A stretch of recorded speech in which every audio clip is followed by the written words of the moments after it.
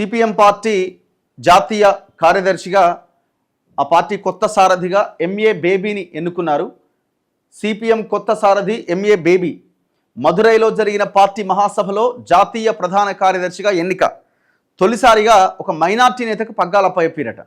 సంఘ్ను ఎదుర్కోవడమే లక్ష్యమన్న baby పాలిట్ బ్యూరోలో BV రాఘవులు, Arun కుమార్లకు చోటు, ప్రశాంత్ కరత్, బృందా కరత్లకు ఉద్వాసన, సీసీలో మరో 9 మంది తెలుగువారట. సో ఆ పార్టీ పాలిట్ బ్యూరోలో మొత్తం 9 మంది తెలుగు వాళ్ళు ఉన్నారట. ఆ పార్టీ సెక్రటరీ, మా అధ్యక్షుడు ఉన్నారు కదా, వాళ్ళకి సెక్రటరీ ఉంటారు. ఆ పార్టీ సెక్రటరీ బాధ్యతలు జాతీయ స్థాయిలో ఎంఏ బేబీకి అప్పగించారు. నూతన ప్రధాన కార్యదర్శిగా ఎంఏ బేబీ పేరును ప్రకటిస్తున్న ప్రకాష్ కరత్.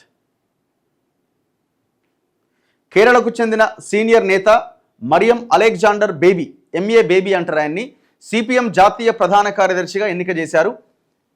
తమిళనాడులోని మధురైలో జరిగిన పార్టీ కాంగ్రెస్ సమావేశంలో ప్రధాన కార్యదర్శితో పాటు 84 మంది సభ్యుల కేంద్ర కమిటీని ఎన్నుకున్నారు.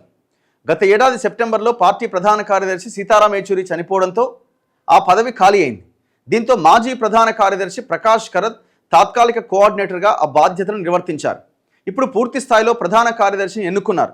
క్రిస్టియన్ అయిన ఎంఏ బేబీ సిపిఎం ప్రధాన కార్యదర్శిగా ఎన్నికైన తొలి మైనార్టీ నేత కావడం విశేషం. వామపక్ష రాజకీయాలకు కేంద్రమైన కేరళ నుంచి ఈఎంఎస్ నంబూద్రిపాద్ తర్వాత ఈ పదవికి ఎన్నికైన రెండో నేత ఎంఏ బేబీ.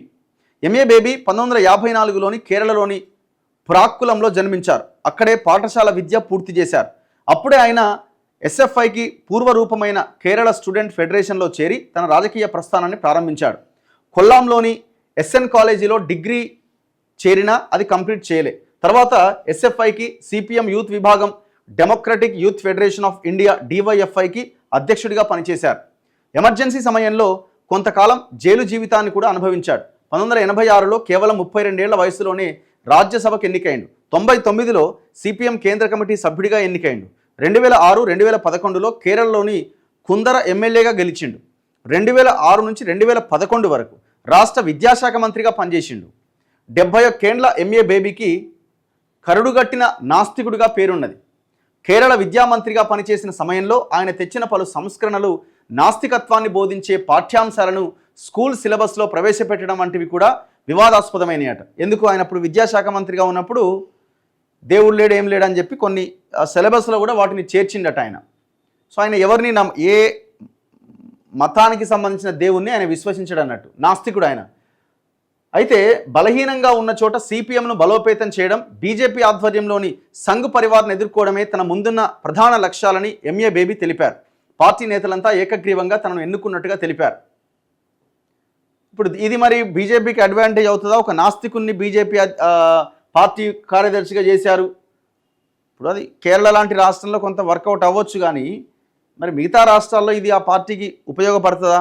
ఏదేమైనా ఆయన పనిచేసింది కాబట్టి అక్కడ ఉన్న ప్రజలు ఎన్నుకున్నారు. 2 సార్లు ఎమ్మెల్యే అయ్యిండు, మంత్రి అయ్యిండు, ఎంపీ అయ్యిండు, చిన్న ఏజ్లోనే రాజకీయాల్లోకి వచ్చిండు.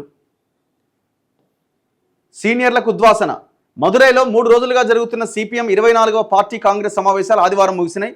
ఈ సందర్భంగా ప్రధాన కార్యదర్శితో పాటు కొత్తగా కేంద్ర కమిటీ, పాలిట్ బ్యూరోలను ఎన్నుకున్నారట. పార్టీలో అత్యున్నత నిర్ణయాక విభాగమైన పాలిట్ బ్యూరోలకి కొత్తగా 8 మందికి అవకాశం ఇచ్చిరట. ఈ క్రమంలో సీనియర్లైన ప్రకాష్ కరత్, బృందా కరత్, మాణిక్ సర్కార్ ఇలాంటి సీనియర్లకు పాలిట్ బ్యూరో నుంచి ఉద్వాసన పలికి కేంద్ర కమిటీ ప్రత్యేక ఆహ్వానితులుగా అవకాశం ఇచ్చిరట. మొత్తంగా కేంద్ర కమిటీలో 20% మంది మహిళలు ఉన్నారట.